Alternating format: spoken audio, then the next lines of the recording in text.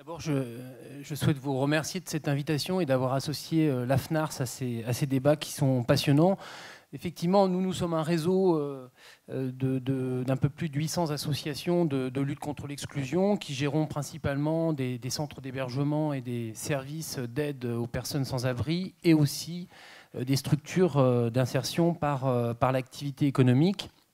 Alors, à la réponse pour qui était posée, évidemment, nous, notre angle d'attaque sera d'abord que le revenu universel ou la réforme des minima sociaux, hein, parce que ce débat n'est pas tranché chez nous, doit d'abord être un outil de lutte contre la pauvreté, dans un contexte que vous connaissez bien, hein, 8 millions de personnes qui vivent aujourd'hui en dessous du seuil de pauvreté, un non-recours que nous constatons dans nos associations, donc des personnes les plus précaires, un non-recours à l'aide sociale qui reste dramatique, même s'il y a eu des progrès. On est encore sur le RSA aux alentours de 30% des personnes qui ont droit et qui ne le demandent pas.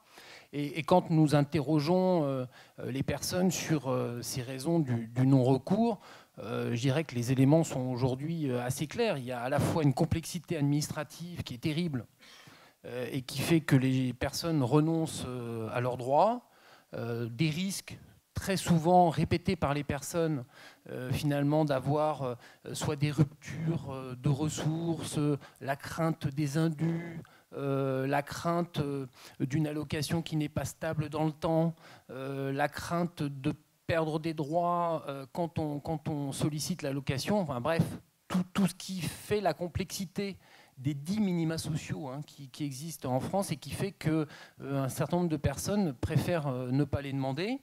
Aussi des personnes qui, c'était très vrai pour le RSA activité, qui a d'ailleurs été un échec, hein, des personnes qui étaient en emploi et qui disaient « moi, je ne veux pas demander une allocation, je ne veux pas, entre guillemets, être stigmatisé et apparaître comme dépendant de l'aide sociale ». Donc, de ce point de vue, pour toutes ces personnes, un revenu de base peut être une solution pour casser ces freins administratifs. Il y a évidemment la question cruciale des moins de 25 ans, dont on sait hein, que ce sont les premières victimes de la crise économique, avec un taux de pauvreté qui est peu ou prou de 10 points supérieur au taux de pauvreté de l'ensemble de la population et qui n'accèdent pas au RSA. Donc ça, c'est une vieille revendication, j'allais dire, du secteur associatif, que d'ouvrir les minima sociaux dès l'âge de la majorité, car nous avons un flux de jeunes, vous l'avez dit, dans les centres d'hébergement, c'est 25% hein, quasiment des personnes qui sont hébergées en France, en CHRS, qui ont moins de 25 ans et qui sont sans aucune ressource. Et dont le seul lien avec la protection sociale, c'est la CMU-C, quand ils l'ont demandé et obtenu. Donc des jeunes qui sont complètement largués, qui dépendent strictement du secteur caritatif, ce qui est quand même une situation qui honnêtement, n'est pas digne de la France, quoi. D'autres publics, évidemment les travailleurs pauvres qui ont été évoqués et toutes les personnes qui, malgré leur emploi, n'arrivent pas à franchir le seuil de pauvreté, puisque bon, dans les simulations qui sont faites, dans les hypothèses de revenu universel, à chaque fois, il est prévu, je crois, un cumul avec une activité salariée.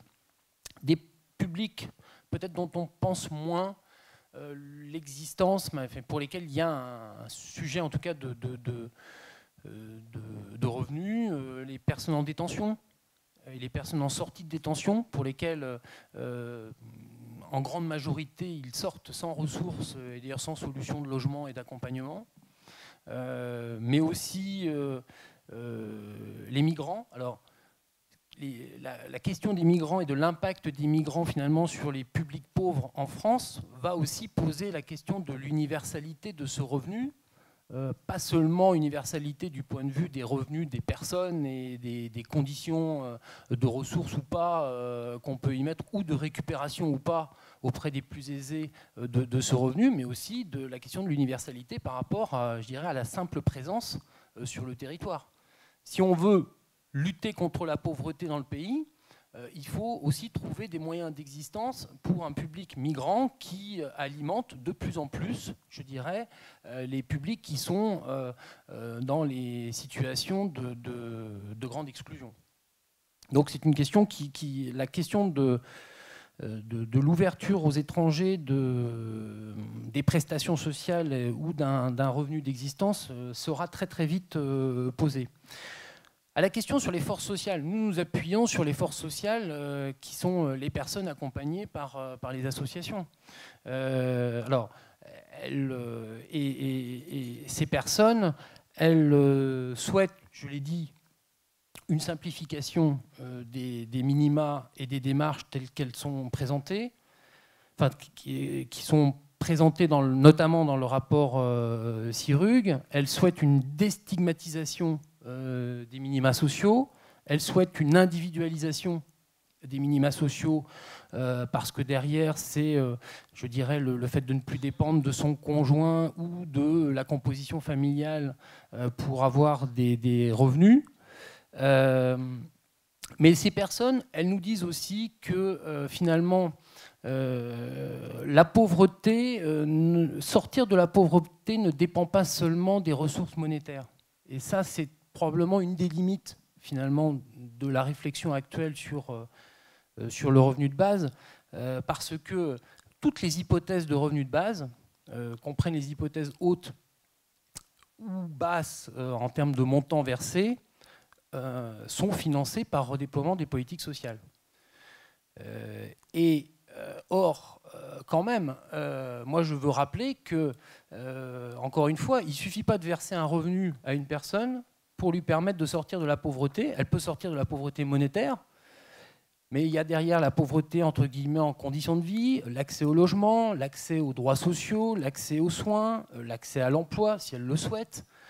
Bref, toutes ces politiques d'accompagnement, toutes ces politiques d'insertion qui sont quand même menacées dans leur existence par la mise en place de ce revenu, puisque pour le financer, il faut à minima mettre fin aux politiques d'insertion, mettre fin à certaines politiques d'allocation, voire pour la version, on va dire, la plus élevée de ce revenu, mettre fin au système contributif et au système de sécurité sociale. Donc voilà, moi je veux insister sur le fait qu'encore une fois, ça ne peut pas être, cette proposition ne peut pas être de verser un revenu comme solde de tout compte pour sortir de la pauvreté. Parce que ça, honnêtement, ça ne marche pas. Et c'est la raison pour laquelle nous sommes plutôt à la FNAR sur une option qui est d'y aller par étapes. D'y aller par étapes en reprenant d'ailleurs les propositions du rapport Sirug, notamment le scénario 3, cette proposition qui dit d'abord fusionner les dix minima sociaux en une allocation socle. Une allocation socle avec un montant supplémentaire qui varie en fonction de l'âge, qui varie en fonction du handicap ou de la situation dans l'emploi. Une réforme des minima sociaux qui évidemment garantirait l'ouverture des minima aux jeunes,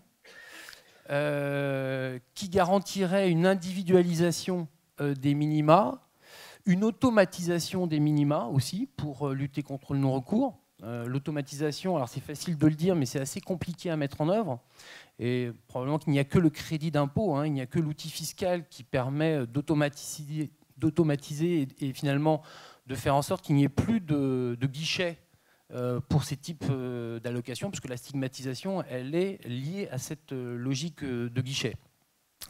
Une proposition aussi qui, dans le modèle Sirug, fait augmenter le montant du RSA, puisqu'il propose de supprimer ce qu'on appelle le forfait logement, c'est-à-dire de permettre le cumul intégral entre le RSA et l'APL, ce qui fait quand même gagner à une majorité de bénéficiaires quelque chose comme 100 € de supplémentaires par rapport au montant du RSA versé aujourd'hui pour une personne seule. Si je dis d'y aller par étapes, c'est que nous avons une double crainte. C'est que derrière ce débat qui est passionnant sur la mise en place d'un revenu de base, finalement on ne fasse rien. À vouloir, j'allais dire, complètement bouleverser le système, les effets de redéploiement pour financer le revenu de base, notamment dans sa version intéressante, c'est-à-dire aux alentours de 800 €, qui est finalement la seule version qui permet aux précaires de ne pas y perdre par rapport au système actuel. Ces redéploiements sont tellement brutaux en termes de remise en cause des politiques sociales, des politiques d'insertion et des politiques d'accompagnement et du système de protection sociale contributif que nous proposons d'y aller par étapes. Je pense aussi que ce sujet, évidemment, ne fait pas consensus dans la société française. Ce qui est intéressant, c'est de voir qu'il y a à la fois un débat montant intéressant sur le revenu de base, mais il y a aussi un débat montant beaucoup plus dangereux sur la question de savoir s'il faut conditionner ou pas l'aide sociale, le RSA, à une activité obligatoire ou à un bénévolat obligatoire. Et ce courant-là, il existe, il est fort. Je ne sais pas s'il est majoritaire dans l'opinion, mais il est fort dans l'opinion. Moi, j'ai eu l'occasion de débattre de temps en temps avec ce département, le président du département du Haut-Rhin qui a voté la mise sous condition du RSA à du bénévolat forcé. Honnêtement, il a beaucoup de supporters.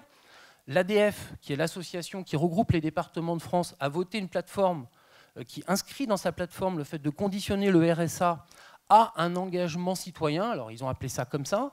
Mais enfin, on voit bien l'idée qu'il y a derrière.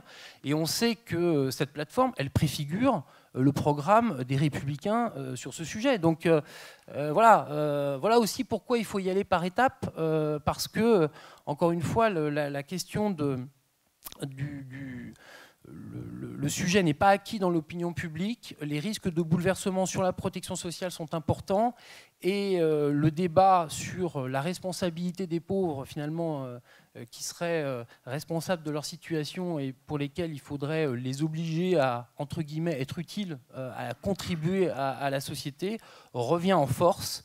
Donc, prudence. Merci beaucoup.